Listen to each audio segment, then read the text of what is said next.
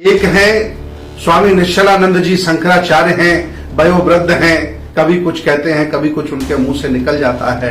उनका बयान आया है कि मुसलमानों के तीर्थ स्थल मक्का मदीना को मक्केश्वर महादेव घोषित कर दिया जाए। एक और उनका बयान आया है कि ताजमहल को तेजो महल बना दिया जाए। ज्ञान बापी को जो मस्जिद है उसे हिंदू मंदिर घोषित कर दिया जाए। अगर हिम्मत है आप में कब्जा करने की और दूसरे को उपहार स्वरूप देने की, आदेश करने की, तो कभी कभी ये भी चर्चा कर लिया करो कि जगन्नाथपुरी पर कब्जा क्यों करके रखा है। वो बुद्ध की प्रतिमा है। इतना ही नहीं, तिरुपति बालाजी जो पूरी दुनिया कह रही है, शोध पत्र कह रहे हैं कि बुद्ध की प्रतिमा है, कभी कभी विचार करके ये भी कह दिया करो कि तिरुपति बालाजी बुद्ध हैं। आप मुसलमानों को टारगेट करते रहते हो, उनके धर्म पर, उनके मजहब पर, उनकी व्यवस्था पर कुठाराघात करते रहते हो। आपको बड़ा मजा आता है। मस्जिदों पर, उनके आचार बने पर कुठाराघात करते हो। आज ऐसा नहीं कि आज मैं बोल रहा हूं आपसे, मैं उस समय भी बोला था जब श्रीलंका ने कोरोना में मरे हुए मुसलमानों को दफनाने की बजाय जलाने का आदेश किया था। हस्र क्या हुआ? श्रीलंका का हस्र। वो भी बौद्ध हैं, मैं भी बौद्ध हूं, सत्य बात को हमेशा कहूंगा ही। उसी राह पर देश भारत आज चल रहा है। यहाँ के शंकराचार्य, यहाँ के बड़े बड़े नेता, नफरत फैलाने वाले लोग, जादूगर इसी राह पर चल रहे हैं। मैं बौद्ध भिक्षु हूं। श्रीलंका के बारे में जो मैंने बताया, अगर तुम में हिम्मत हो तो ये कहो कि जगन्नाथपुरी बुद्ध विहार है, कहो तिरुपति बालाजी बुद्ध विहार है, कहो मथुरा में तुमने बलात् कब्जा किया है, आधी जमीन तुमने मुसलमानों को दे दी, आधे पर तुमने मंदिर बना लिया है। गाय गोबर के अलावा, नफरत फैलाने के अलावा, दूसरों के मंदिरों में, मस्जिदों में कब्जा करने के अलावा आप कभी भी विकास की बात नहीं करते हो। सम्मानित मुल्क के मालिकों, मैं बौद्ध भिक्षु सुमित रतन, अभी एक बयान आया है और वो बयान आया है, भारत में 4 शंकराचार्य होते हैं और चारों ही पद ब्राह्मणों के लिए रिजर्व हैं। एक है स्वामी निश्चलानंद जी शंकराचार्य हैं, वयोवृद्ध हैं, कभी कुछ कहते हैं कभी कुछ उनके मुंह से निकल जाता है। उनका बयान आया है कि मुसलमानों के तीर्थ स्थल मक्का मदीना को मक्केश्वर महादेव घोषित कर दिया जाए। और ये निवेदन नहीं कर रहे, वो आदेश कर रहे हैं, जैसे कि ब्रह्मांड के वो बहुत बड़े अधिष्ठापति हैं। और एक और उनका बयान आया है कि ताजमहल को तेजो महल बना दिया जाए। ज्ञान बापी को जो मस्जिद है उसे हिंदू मंदिर घोषित कर दिया जाए। मैं पूछना चाहता हूं आदरणीय शंकराचार्य महोदय जी, इतिहास की जानकारी हो, भूगोल की जानकारी हो, कभी पुरातन इतिहास आपने पढ़ा हो तो आपको पता होना चाहिए कि जो जगन्नाथपुरी मंदिर है आज भी उसमें बुद्ध की प्रतिमा विराजमान है। आज भी जगन्नाथपुरी के मंदिर के सबसे ऊपर बुद्ध की प्रतिमा विराजमान है।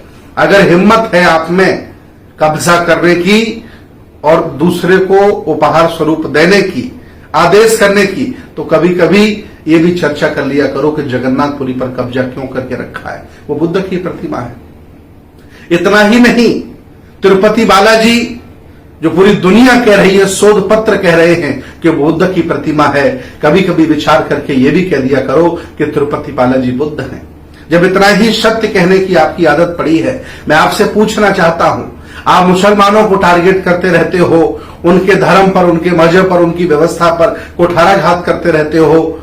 आपको बड़ा मजा आता है। और आप जब ये कहते हो तो जो लोग जबरदस्ती बने हुए हैं या हिंदू, जिन्हें हिंदू माना नहीं जाता है, जैसे यहाँ पर अस्पृश्य लोग हैं, अनटचेबल लोग हैं, वो बड़ व्यवस्था में भी शामिल नहीं है। और जो शूद्र हैं, आदि आबादी के शूद्र हैं, ये भी कभी बड़ व्यवस्था में सम्मान नहीं पा पाए, आपकी सेवा करते रहे। ये लोग जबरदस्ती हिंदू बने हुए हैं।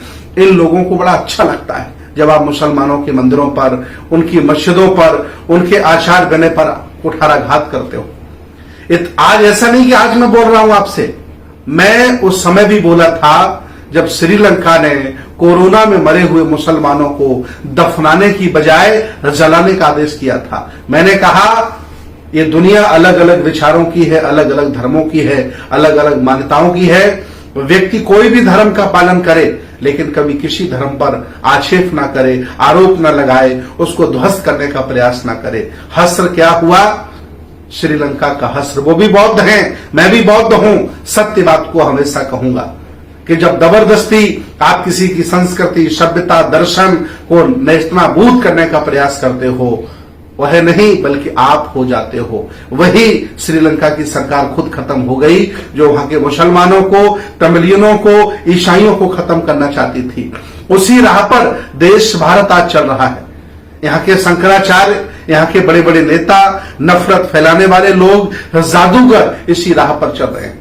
ये देश धर्मनिरपेक्ष है, इसको धर्मनिरपेक्ष बना रहने दो। एक रंग में रंगने वाले लोगों, ये देश रंग नहीं पाओगे, बल्कि आप और आपका कल्चर, आपकी व्यवस्था हमेशा हमेशा के लिए ध्वस्त हो जाएगी। मैं आह्वान करता हूं आदरणीय सरस्वती निश्चलानंद जी से, शंकराचार्य हैं, कि कभी कभी सत्य भी बोल दिया करो। मैं बौद्ध भिक्षु हूं।